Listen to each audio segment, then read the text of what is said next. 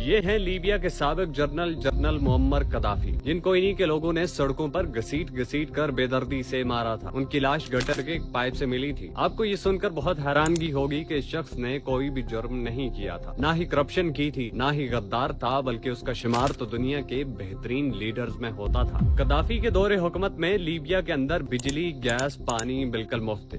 जब तक कदाफी की हुकूमत रही, किसी के घर बिजली और गैस का बिल नहीं आया था। अगर लीबिया में किसी को कर्ज की जरूरत होती थी, वो लीबिया के किसी भी बैंक से बिना सूद जितना चाहे कर्ज ले सकता था। लीबिया में अगर कोई काश्तकारी करना चाहता था तो हुकूमत उसे जमीन बिल्कुल मुफ्त देती थी। इसके अलावा काश्तकारी में इस्तेमाल होने वाली चीजें जैसा कि खाद वगैरह भी मुहैया की जाती थी। कदाफी के दौरे हुकूमत में अगर कोई शख्स अपनी जाती गाड़ी लेना चाहता था तो 50% पैसे हुकूमत देती थी। लीबिया में अपना घर होना हर किसी का बुनियादी हक समझा जाता था। हर नए शादीशुदा जोड़े को हुकूमत अपना घर बनाने में भी मदद देती थी। हर बच्चे की तालीम बिल्कुल मुफ्त थी। वालिदैन अपने बच्चों को जिस भी स्कूल में पढ़ाना चाहते थे उसकी फीस लीबिया की हुकूमत अदा करती थी। अगर ग्रेजुएशन के बाद भी किसी को नौकरी नहीं मिलती थी तो हुकूमत उसकी तालीम के मुताबिक हर महीने सैलरी देती।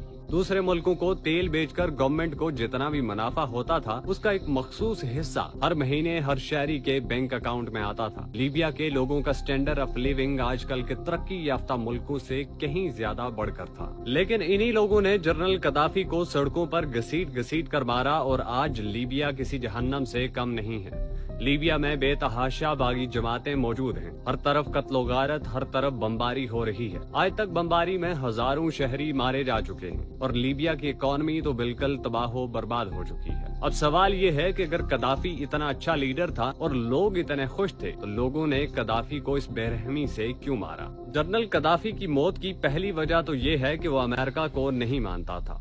वो अमेरिका के लिए बहुत बड़ा खतरा बन चुका था।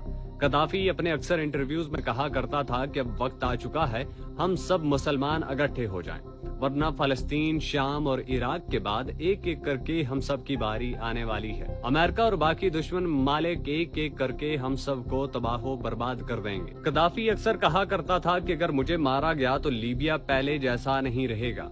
मैं लीबिया की शान और शौकत अपने साथ ले जाऊंगा। लीबिया के पास इस वक्त बेतहाशा दौलत थी और तकरीबन 143 टन गोल्ड रिजर्व में मौजूद था।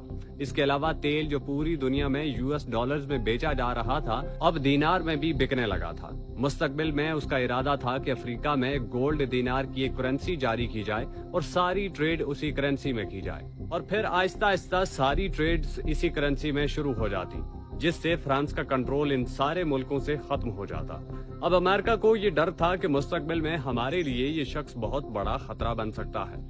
वो चाहते थे या तो उसे किसी तरह गवर्नमेंट से हटा दिया जाए, यानी उसकी हुकूमत खत्म की जाए, या फिर उसे मार दिया जाए। अमेरिका बस एक मौके की तलाश में था कि बस एक मौका मिले और हम उसे मार डालें। 2010 में इकोनॉमिक क्राइसिस की वजह से पूरी दुनिया में महंगाई बढ़ चुकी थी और इसका असर लीबिया में भी हुआ था। इसी वजह से लीबिया के लोगों ने पूरे मुल्क में पुरअमन एहतजाज शुरू किए। अमेरिका को तो बस एक बहाना चाहिए था। इस पुरअमन एहतजाज को अमेरिका ने हवा देना शुरू की। एक छोटी सी चिंगारी को एक बहुत बड़ा आग का शोला बना दिया और उसे बुझने का मौका भी नहीं दिया गया। पूरी दुनिया में मीडिया के जरिए अमेरिका ने ये मैसेज पहुंचाया कि मुजाहिरों को रोकने के लिए कदाफी अपने ही लोगों पर जुल्म कर रहा है और इसके बाद अवाम की सपोर्ट से बागी एक नई गवर्नमेंट वहां पे बना लेते हैं। मार्च 2010 में यूरोप और मिडिल ईस्ट के 10 मुल्कों ने लीबिया पे हमला किया और दुनिया को ये दिखाया कि हम लीबिया में अवाम की मदद के लिए जा रहे हैं। 20 अक्टूबर 2011 कदाफी 85 गाड़ियों के साथ गाजी शहर जा रहे थे कि नेटो फोर्सेज ने उनके फोन की लोकेशन ट्रेस करके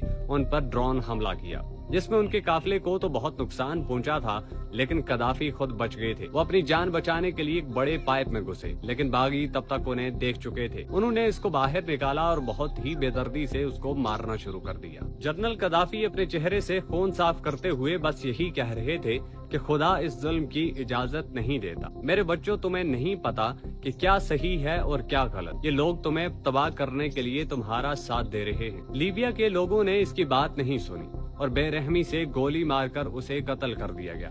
2 दिन के बाद उसकी लाश को दफनाया गया और आज लीबिया के लोगों को कदाफी की वो बातें याद आती हैं कि जब मैं जाऊंगा तो मैं लीबिया की शान और शौकत भी अपने साथ ले जाऊंगा। और वाकई आज लीबिया रहने के काबिल भी नहीं।